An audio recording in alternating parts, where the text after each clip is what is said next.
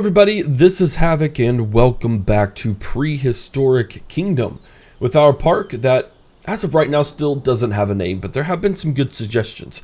Something along the fact of like Havoc's Preserve or something to that effect, which I am much more, with the goals that I have for the park, I am much more apt to name. So it'll be something along a historical preserve, but I still haven't quite nailed down the name. But regardless, I'm glad you're here. Thank you so much for showing up. In the last episode, if you weren't around, which I highly recommend you go watch, we developed what I coined the Loft. And this is actually one of my greater achievements that I'm glad was able to be pulled off. I don't know why people keep standing in my garden, but I don't appreciate it. But still, I thought it turned out very, very well. We've got lots of ample space for some trees, some vegetation, a diversity of vegetation as well. Not to mention just a general connectivity to just give you some space. But I really, really enjoy how it turned out. And a lot of you did too, and I do appreciate that a lot. This is the sort of thing that I want to do throughout the entirety of the park, is just create that sense of vegetation, really utilizing all of the space as much as we can to just create a more unique experience than, no offense, than what I've seen in other parks. So today we have a few goals in mind.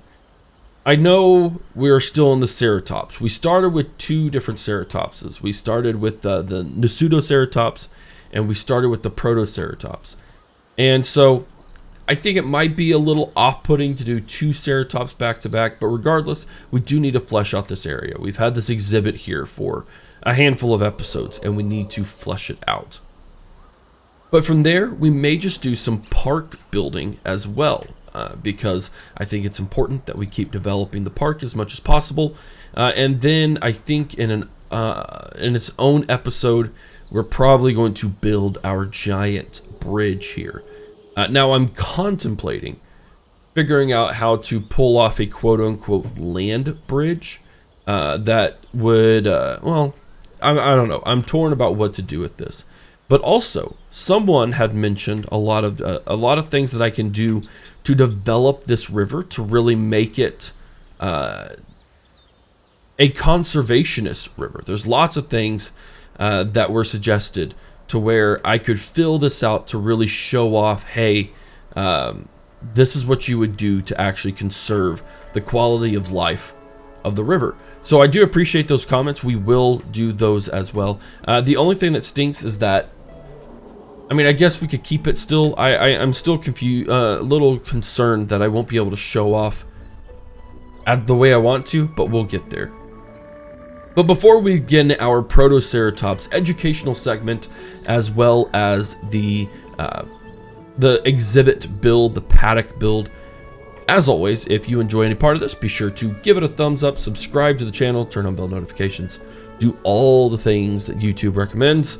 And then, of course, as I mentioned, always you can become a YouTube member and have things like paddocks named after you, or even dinosaurs if you would so please. So guys, let's chill out and let's build us a Protoceratops paddock, while also learning a bit about these tiny little sheep-like creatures.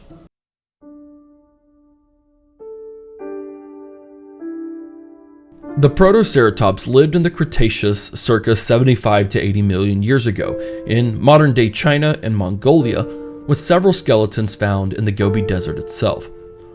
It was first discovered in 1922 alongside the Velociraptor, the Oviraptor, and the Psittacosaurus. The name Protoceratops translates to first horned face, the Greek proto meaning first, cerat meaning horn, and ops meaning face, which is quite the literal translation.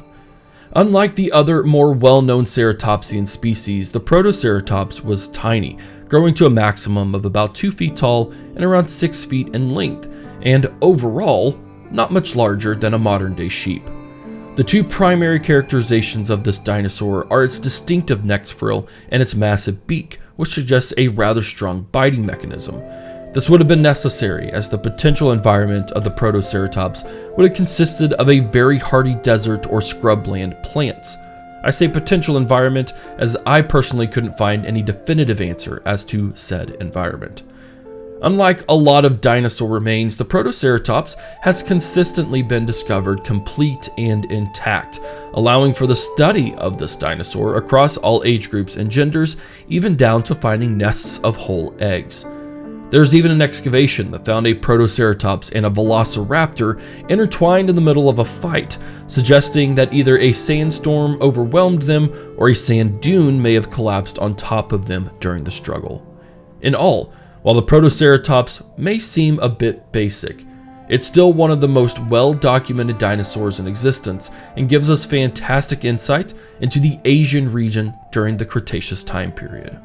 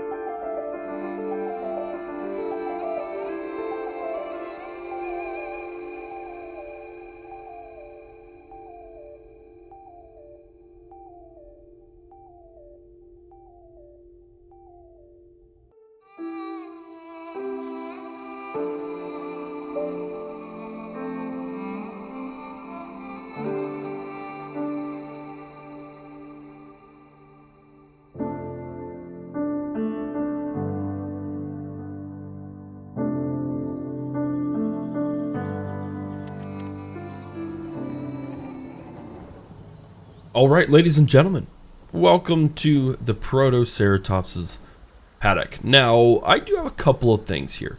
Everything, as mentioned, with the environment and whatnot in the educational segment, this isn't exactly representative in my opinion. Now, of course we do have oases and things of that nature, which I guess in that justification it's okay. The problem is that currently Prehistoric Kingdom doesn't have the desert biome inside of its landscaping abilities. So I had to go basically solely on scrubland, which isn't the worst thing in the world. And I think for the most part, it's pretty fairly representative of that scrubland. But I kind of wish there was more desert stuff to do. Now, again, we do have this pretty cool oasis, and I thought it would be cool to really switch up the terrain. Protoceratops would probably get lost in there. And then this is my attempt at creating some sort of a sand dune, which isn't exactly perfect, but I still think it works fairly well. But overall, I think this is accomplishable. We may have a small fountain that comes up here, and by small, I mean like this is probably, in all retrospect, would be a natural water spring. So it wouldn't really have, you wouldn't see much of a sign of it, is kind of what I'm getting at. Now, with this,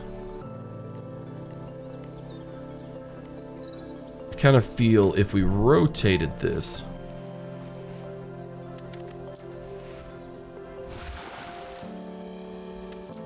I would even put it further underneath. I mean, we don't want it to be seen, is essentially what I'm trying to do here. Let's redo that.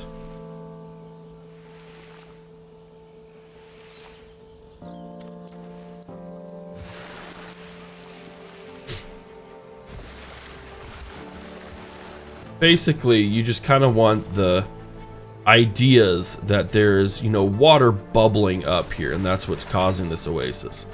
Nothing too incredibly fancy. Well, now that we have our Protoceratops exhibit, let's get our Protoceratops in. Now, you saw it during the time lapse, or maybe you didn't, I haven't quite decided, that we essentially have a good handful of males, but then several other females. Now, I don't think reproduction is in the game yet. I don't even know if it will be. But the idea of kind of balancing a few males with a lot of females makes sense. It's a pretty standard herd mentality right here. Now, one thing I did forget to do is I did forget a flat feeder. We'll actually put a couple flat feeders here.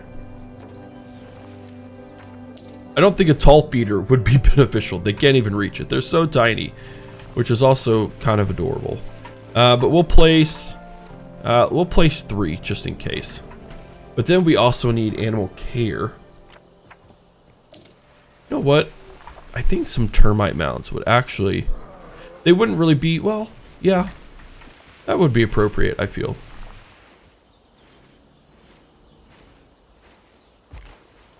But what's really appropriate, of course, are our dung beetle nests.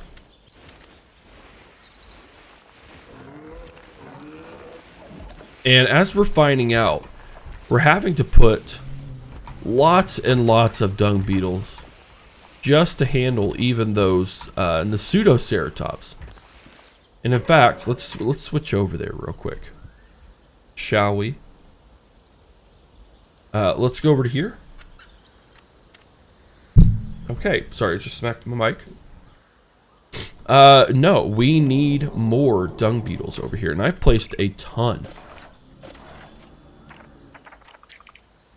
A ton of dung beetles.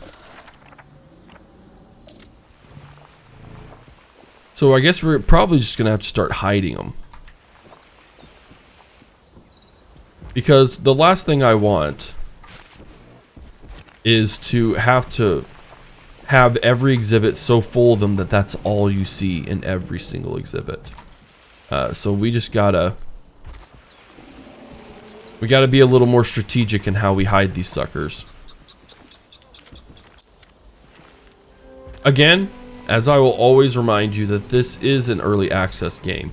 Because it's early access, there's going to be imbalances. There's going to be things that don't make sense. And then strategic things we have to do, like hide dung beetle nests inside of bushes. But I still think it works. It's all good. It's not something I'm upset about, we'll just say that. And we have so much money that I don't think the dung beetles are going to be a problem. We just want to make sure that the cleanliness of our exhibits gets well done. So as you can see, we can just... there we go. Actually, I wonder if this means something different than I thought. Is this the actual cleanliness? I think it is. So maybe I placed too many, but you know what? I'd rather have too many than not enough. Yeah, I think that's what it is. And then, of course, our crowding is great. PROTOCERATOPS. This animal is one of the smaller species of ceratopsians, living alongside deadly neighbours like the velociraptor.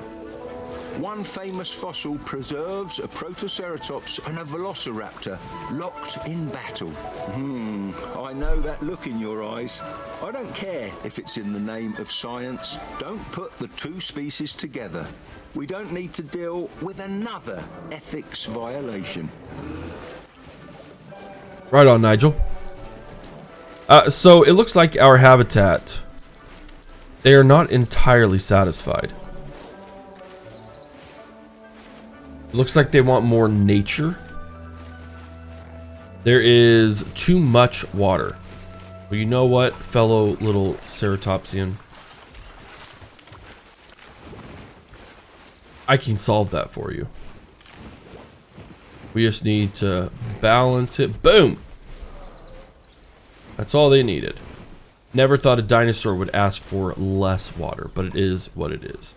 But yeah, I really do think this works out. Now again, we need to make our signs, and that's something I'll probably do offline. But having two ceratopsians, I think, again, the whole purpose of this specific area is just to be like, hey, here's some gentle creatures that you can see. The kids can go in and look and see a dinosaur that they are even taller than, which I think would be really adorable. I know my kids would just absolutely love to see a dinosaur that is the size of, you know, a sheep or something.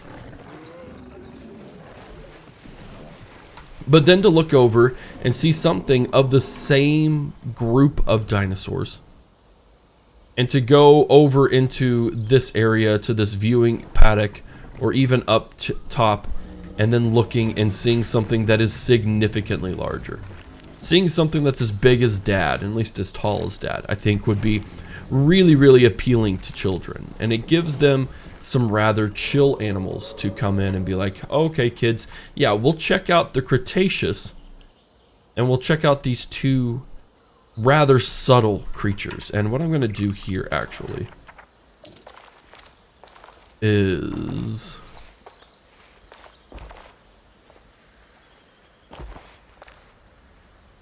just create a small pathway here. Now, with the food court being right here, I can't see us making something crazy right here. But what we might do is there are some great prefabs. Now, I probably might build my own, but just these cool little kiosks. You know what I mean? Like just a couple of things, even an information kiosk, I think would be a really, really good idea here. Just being like, hey, you know, you're in the Cretaceous. This is what you're gonna see, kind of a deal. So I think that would be a fun little thing to do. We'll maybe do that not in this episode, but in others. But one thing that I want to remind you guys is just the range of platforms and the prefabrication within the base game. If you're looking to purchase this game, know that you're not going to have to build everything from scratch. Now, for me, we are going to build most of everything. I just want to let you know that. But it doesn't mean that you have to, by any definition of the term. There are some massive... Excuse me. There are some massive prefabricated assets that you don't have to worry about making. And of course, I assume that the Steam Workshop is up, and if not, it should be. And seeing and using other people's creations, I think, is a fantastic way to get this thing rolling. Now, as for this over here, I don't think we need that. Or if we do, we need to put it on the other side. We need to, what, have the maximum, I would imagine. Yep. Let's snap everything here. There we go. And again, I have no idea what that's going to be. But I think it would be really cool to have something over here. Now, I do not believe that our dinosaurs... Our big dinosaurs are all in the Cretaceous. Let's take a look-see here. I also need to do something with my nursery because that's a little sad. It's staying all the way over there. Let's go by time period. And it looks like in our Cretaceous, this might be the Iguanodon. No, this is the Iguanodon right here. Or is this the Iguanodon? This might be the Iguanodon. But I do wish we had more dinosaur statues. And maybe I might look at the roadmap and see if that will be the case in the future, because I don't want just Iguanodons, T-Rexes, and woolly mammoth statues. I want all of the dinosaurs. So I think it would be fun to do a big dinosaur entrance over here. You know what I mean, Jelly Bean? We can do some big things just to kind of give you that overwhelming sense of awe that you discover whenever you first come into Prehistoric Kingdom. And it does appear that we are having an extremely successful park. And on that mindset, we're not going to go into a different epoch yet. We do want to stick inside of the Cretaceous period. So if you'll see here, we have the Torvosaurs, which is in the Jurassic. We have the Cretaceous, which we could unlock the Parasaurolophus, which is my second favorite animal to say. We have the Parasaurolophus, and then my favorite is the Pachycephalosaurus. Those are just two very, very fun animals to say. But you know what? How much would it cost to unlock? 4,000 points. Let's take a look and see what other Cretaceous dinos we have available to us. And honestly, it may not be very many. Unfortunately, I don't want to. Oh, you know what? We can at least unlock this. Hey! We have the Microraptor. We'll definitely do that so we can set up a Microraptor exhibit. We also have the Psittacosaurus. We have the Chelodonta, which we're not going to do because we're not into that era yet. We have another Psittacosaurus. Psittacosaurus, excuse me. And we've got plenty of science points. Our research is out the wazoo. Sweet, so we unlocked all the Psittacosauruses. Torvosaurus is Cretaceous, so we're not going to worry about that. Oh man, what do we got here? We got the Edmontosaurus, which are both Cretaceous. We need to have a park rating of 2, and we're getting there. You see that our park has gone above 1 star simply by adding another set of dinos. Well, we also have the Sachyrhinosaurus. The Pachyrhinosaurus. This is a strange looking creature. I don't know that I ever have seen anything about this one. The Sachyrhinosaurus. It looks like a furry. You know what I'm talking about. The Pachyrhinosaurus here as well. Now that looks less so. And then we've got the third one. Sweet, so we got all 3 variations of those. Oh my word, we have a Parasaurolophus. 4,000, we need a park rating of 3. But we can get the Styracosaurus. Now again, we're not going to do all of the things. We're not going to do all of the... I'm trying to think. The Ceratops dinosaurs together. Okay. The Styracosaurus does belong to that same family. You know, obviously the horned dinosaurs. And it looks like we just need to work on getting our park rating up. Now this is all Jurassic. I don't know why I did the Dryosaurus, because that's a Jurassic animal. And we're not going to worry about the Jurassic animals. Or at least I think it is. I do believe these guys. The Camarasaurus. These are some beefy boys. They will take a lot to get in there. So let's take a look at our... it's a little bit of a foggy day in the park. Yes, so it does look like they're all tied together, which is very unfortunate because I want these big boys. I want these big boys, and we will definitely get into the those guys. But as mentioned, I mean, we have the Protoceratops, we have the Pseudoceratops. The Styracosaurus does belong to this family, as does the Pachyrhinosaurus. But it does. It looks like, excuse me, like a woolly or a furry. What a strange looking little creature. Massive creature, if I have to be honest with you. The Styracosaurus should be... Actually, it's smaller than I thought it would be. But again, we're not going to pack all those guys together because I feel like it would just... it would be a little bit redundant, and I feel like it would probably limit the quality of life of the park as a whole. But what we need to do now is we need to probably... I'm trying to decide what we need to do back here, whether we should do something of another set of pathways that just give you another set of access, and if this shouldn't be almost like a little park area. Because again, we love our water. I do think it's important to have lots of water areas, because it just creates a cool, quite literally, cool environment that we also can use to freely water our plants, get our soil to be well enough to be suited in case you ever hit a dry season. Now, I don't know that we'll ever hit dry seasons per se. We're gonna go with cloudy or sunny while you guys are here. There we go. We can do time of day. I'm totally fine with progressing a day-night cycle, but these guys seem to be doing very well. Yep. We're at 100% with them across everything. We don't need anything at all. The cleanliness is at 100%. Cleanliness is staying at 100% here as well. Or right here, excuse me. I actually could probably use just a little more. But man, I do enjoy this first little area.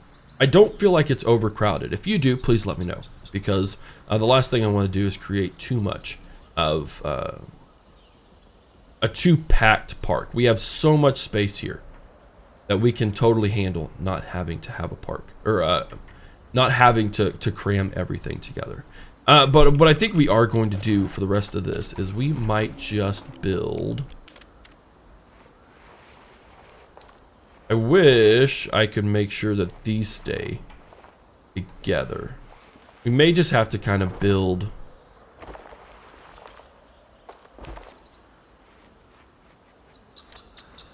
Why are you not snapping? Don't appreciate that. What we might just have to do is build a little prototype. There we go. So we are going to have a rather, I mean, this will be a significant bridge for sure. But what I think is important is that it gives us access to all of this. Now, this is a massive chunk of land. I mean, if you look at this space, we have quite a few here. Now, we do need to figure out what other dinosaurs are going to come in. But one thing I really want to try to do, where's my nursery? Is I do want to try and combine dinosaurs. And so that may be what we start doing. We need to get the park up to standards. What does this require? This is a small, tiny dude. Get the park up to standard. There we go. We would need a Styracosaurus and a Pachyrhinosaurus, because that is going to get us to where we need to be to unlock these other guys. And then we might just build a massive multi-dinosaur paddock that has a lot of these herbivores together. And then we'll eventually get to the meaty dinos. Yeah, because I think some of these I can't even do until we hit, yeah, I can't even unlock some of these. Yeah, which is fine. I don't have any issues with it. But guys, we do have so many dinosaurs at our disposal that I don't think we're gonna run out anytime soon before we get to you know, early access ending, or until we fill out. We have 1, 2, 3, 4, and there's a lot. 4, 7, 9, 11, 13, 15, 19. There's 24 animals, I think, total. Which we definitely, even alternating one episode over the other, we won't reach that point. Now again, the big paddock will combine dinosaurs. So there may be an episode where we actually design like the Cretaceous Valley. That actually sounds really like a really good idea. But where we combine multiple dinosaurs. But even then, by the time we get through things, they are planning on having early access, crank out dinosaurs at a relatively fast speed. So, you know what? That little dinosaur had me thinking. This little dude right here. I don't think we have enough time to do it today. Yeah, we don't. But what we may do is we may have a tiny little exhibit right here. Because this is a rather massive one. This is 7,500, and they only required, I believe, 1,500 square meters. Now that was for a single one, right? So that is what it is. But I think even having a tiny little exhibit right here, right before you hit the bridge, would be just stinking adorable, because it is a rather adorable beast. But what we're going to do real quick before we end the episode is I need a really good picture of all of these lazy dinosaurs. These are some very lazy dinosaurs. Try to find one that's doing something. Whether it's eating, exploring. No one's climbed the dune yet. I am a little bit disappointed about. This one is submerging itself completely in water. And now they're clipping through each other. I love early access because it creates such, I'm not going to lie, humorous pictures for sure. This one really isn't too bad though. I mean, he looks bored as all get out. So maybe that's not the best one. We got to find one that looks happy and excited to be here. What's up, little dung beetle? There you go. Oh, here we go. It's breakfast time. If they would stop clipping through each other, that would be fantastic. There we go.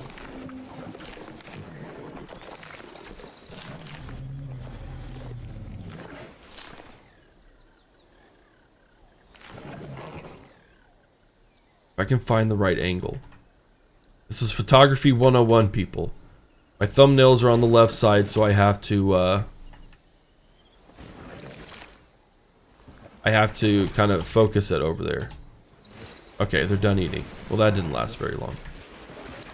They just didn't have anything to do, and I don't know why you're drinking. There's no water there, it's only here.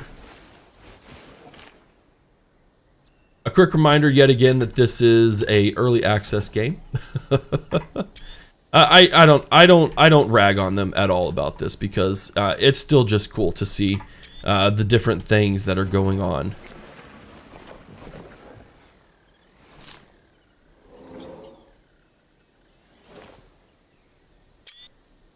Just to try and get, oh, there we go. Someone, he was like, dude, you said no one would try to do it, so I'm gonna do it. That's disgusting. And yet also just a part of life, I suppose. Dude's munching on some things. This game is just absolutely gorgeous, guys. I am very impressed with it.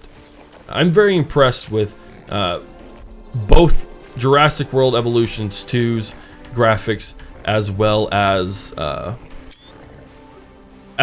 Prehistoric Kingdoms, because just the quality of detail compared to any dinosaur games we've had in the past, it just blows my mind. Like, I am still regularly mind blown every single time that I open up this game. It's just cool to see such dedication and the way things have just progressed throughout the entirety of development in total. It just really, really kind of just makes me very, very happy. Guys, I've been rambling for quite a long time, and to be quite frank, my children are almost awake, and I didn't realize that. So I'm gonna have to cut this episode a little bit short. I hope you enjoyed me rambling a little bit. I enjoy the rambling. I think it's essential for the health of the park to sometimes just sit back, relax, and just talk through things with you guys, because it's important to for you to understand where I'm coming from, but it's also important for me to get your feedback, and I can't get feedback from you if I don't talk about potential issues and things of that nature that I see going on in the park. Oddly enough, this animal lacks a lot of the more complex facial features seen in larger family members, like a certain three-horned celebrity. Thanks for that little tidbit, Nigel. I do appreciate it. Guys, thank you so much for hanging out with me today. I hope you enjoyed it. As always, engage the YouTube algorithm by liking the video, subscribing to the channel, doing all those things, commenting as well. And then, of course, if you want to share it anywhere, that's always one of the best ways as well. If YouTube sees that my links are being shared in various places that aren't just by me, then I think it also really helps as well. The Protoceratops, it's a cute little thing, and I hope in the future that we will get to see interactions with humans, looking at things like sitting down, looking through the periscopes, and things of that nature, and just engaging. I'm sure human behavior is definitely going to be on their list, just to create a more realistic experience. But guys, once again, thank you so much for hanging out with me today. The next episode, I'm not quite sure what we're going to do. Oh, we got the bridge. That's right. The bridge will be a large part of it. But remember that we are going to alternate between paddock designs and then park upkeep, because I think that's the best way that we're going to be able to balance everything and to be able to accomplish things and extend the longevity, excuse me, of the park. So guys, thank you once again. This is Havoc, and I will see you in the next episode. These are nature's greatest creations. This is your park. This is Prehistoric Kingdom.